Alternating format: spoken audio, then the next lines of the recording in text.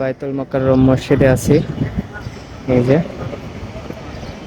এটা এশিয়া মহাদেশের ভিতরে সব থেকে বড় মসজিদ এটাকে বলা হয়।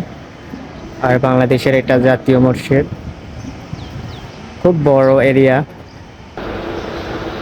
আলহামদুলিল্লাহ, আমি এখানে মাঝে মাঝে আসি, অনেক ভালো লাগে নিজের কাছে।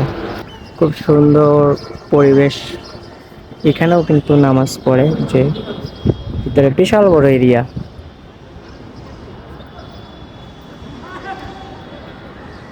আমি আজকে এখানে আছি, অর্থাৎ মাঝে মাঝে এই মসজিদে আমি আসি, খুব ভালো লাগে।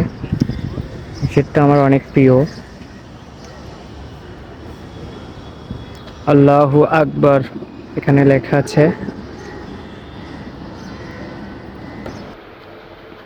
এখানে ইমাম সাহেব খুতবা পড়ান।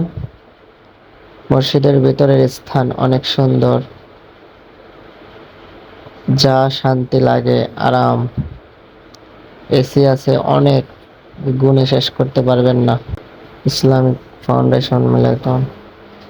মসজিদের ভিতরের স্থান খুবই সুন্দর, মনোরম পরিবেশ, আপনার অনেক ভালো লাগবে।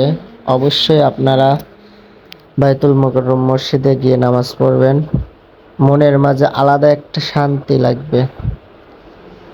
আমি মাঝে মাঝেই যাই বায়তুল মোকাররম মসজিদে নামাজ পড়তে, নিজের ভিতরে ভালো লাগে।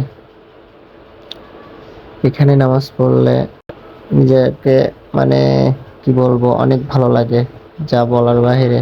আপনি যাবেন, প্রায় 40,000 মুসলিমগণ একসাথে নামাজ পড়ে।